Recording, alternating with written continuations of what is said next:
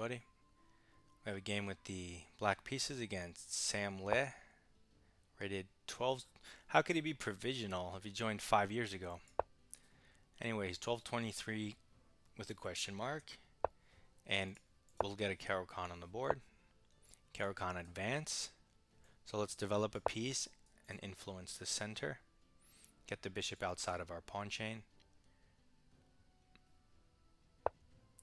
We've seen this many times in our speed run. They develop the bishop, challenge ours. We simply trade and play e6, creating the pawns on light, replacing our bishop. He develops a knight towards the center, and this gives us our equalizing chunk that you've seen in our other speedrun videos. Queen a5 check. He blocks, and then queen a6, either forcing the queen trade or stealing the diagonal from him. So it's a win-win situation for us. And now we have a nice, easy game where we develop our pieces, play c5, and win an endgame.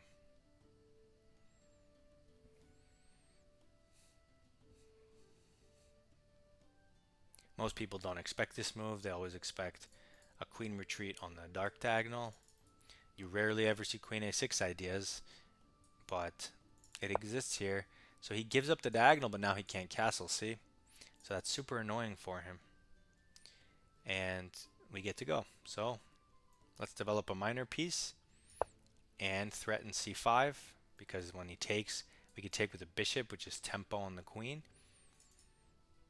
There's also queen b6, which we probably should have played instead, because that hits something and prepares c5, whereas the knight only prepares c5. But either way, he goes b3. I have no idea what that is. Oh, I know. He wants to play c4 and block the diagonal so that he can castle, but c4 hangs a pawn. So in any case, we're going to play c5. Taking would be good for, if he takes, that's good for us. He plays c4, but I feel like this can't be good because we take his pawn for free, opening up that square for our pieces. He takes back with the knight, but that helps us develop with a pin, so I'm not really sure how effective that is. We also have this pawn that's hanging, so that's something.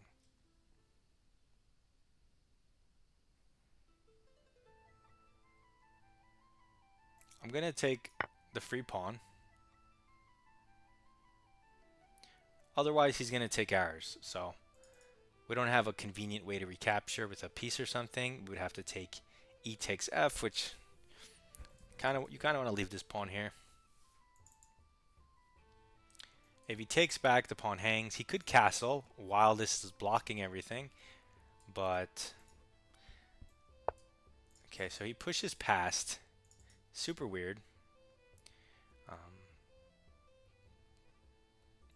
I guess it covers the c5 square, so it has a purpose, but it's very odd. Especially if we ever get to solidify our pawn, because now it's a passed pawn. So very weird. Very, very weird.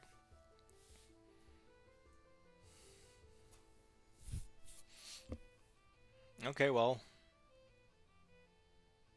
I don't really see a downside to just developing. This knight has excellent squares to go to. Oh, so his idea is to push the pawn and hit the queen, but that's a lot of turns to do what? To hit my queen, I'm just going to move the queen.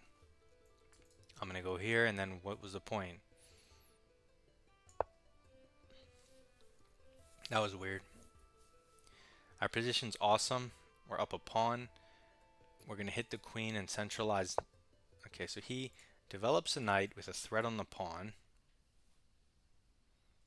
We improve a piece for free. Hit the queen. Queen has to stay in contact with the knight or it'll hang. But it can't go here and it can't go here. So it does not stay in touch with the knight and hangs the knight. Okay, he's not creating any threats, so let's take the knight. We're now threatening too much. We just won the game. 15 moves, Caro Kann. Nice and easy. He defends the rook, but hangs the pawn and the bishop. I mean, let's take the bishop. We're up 7 points of material. He takes a pawn with no threats. We simply get out of this and force further trades or instigate further trades. He doesn't have to. He could go, I guess, queen b3 defending the knight. But then we can hit the queen again. So anywhere you cut it, we're up 2 pieces and he's just lost the game.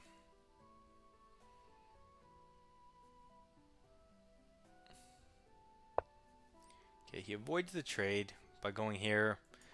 But this allows me to hit the queen for free. You could have won the pawn, but then that doesn't disconnect it from the knight. Here he can't really, I mean, I guess he could have gone to c2 to stay in touch, but then you can hit it again. Very annoying stuff, but he moves this. He's in our bishop's diagonal, so that's bad for him. So we have discoveries. He's also hanging the knight, but if we take the knight and he moves the rook, he wants to double coordinate on a piece, but that still doesn't work. So we'll take a third piece, and when he moves the rook over, we'll go queen b4, ruining the connection between the pieces. And now he's just down 3 minor pieces, which is worse than being down a queen. So he takes our queen, we take back. He takes our knight, but our knight's defended. So yeah, he's definitely somehow provisional. He lost 100 points for that. Let's get a quick analysis. So we have the advanced Caro Kann, which you guys are familiar with. Development and center. Now we're forced to react. So force move. And now if you don't play e6, he will. So we play e6, center and development. And then development for free, because on the king. Now force move. And we're threatening the queen trade. Very annoying for white. He should probably just trade the queens and play the position, but instead he gives us the diagonal. So it's very uncomfortable for him to play. And that's why we have all zeros, 12 cent to pawn loss, 97% accuracy. Because it's easy to mess up for white. We just develop and center. Center and development because we want this c5 square for our pieces. If we don't attack his d4 pawn and break it down, our pieces can never use that square. And then our bishop has to use only the e7 square once the knight gets out. So in order to increase the development options, the active ones, we play c5, so it has to do with development and center. He challenges us back, but it's already -1 because he's just hanging stuff. So we take his pawn for free. Then we take free stuff. And then we develop towards center, -1.3. And then forced move. And then improve a piece for free, -3.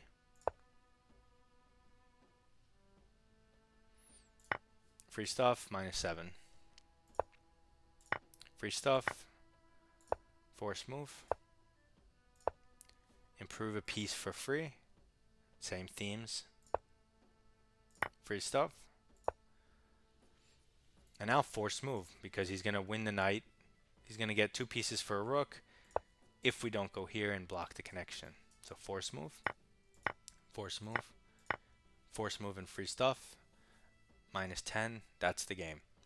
Easy enough. All you need to remember is take the bishop, close the pawn chain, queen a5, queen a6, and you're equal with white, and you don't have to worry about him checkmating you anytime soon. So another smooth, easy game in the Jobava London. Submit your rapid games in my Discord. Good luck in your chess. Goodbye.